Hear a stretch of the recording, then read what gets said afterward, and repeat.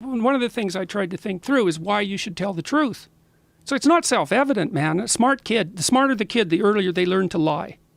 Lying is very powerful because you can manipulate the world with your language.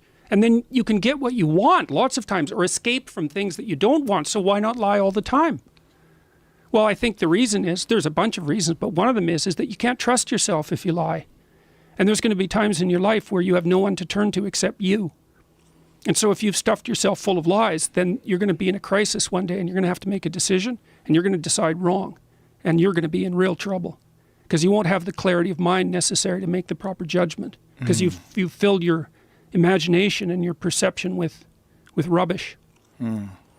So, and if you really think that through, you see, there's this old idea in the Old Testament that fear of God is the beginning of wisdom. And I kind of understand what that means.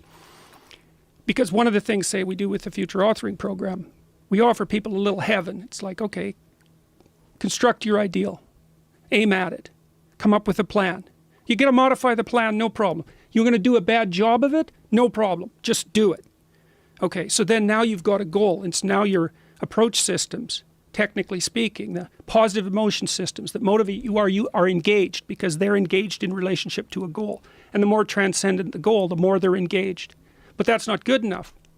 It's great to run towards something you like, but it's even better to run away from something that terrifies you. So then we ask people, okay, so here, think about this real carefully. Take all your faults and your inadequacies and your hatred for life, all of that. And then imagine that gets the upper hand. And then think about where you could be in 3 to 5 years. And everyone knows, hey, some people know they'd be a street person. Some people know they'd be an alcoholic. Some people know they'd be a prostitute or a drug addict. Like everybody's got their own little hell they could descend into with fair degree of rapidity and a fair bit of enjoyment. And people know that. And so I say, well, delineate that out too. So you know where you're headed when you fall off the path.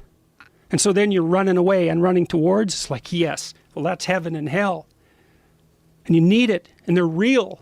They're as real as anything that you can. It depends on what you mean by real, I suppose, but they're as real as you make them. How about that?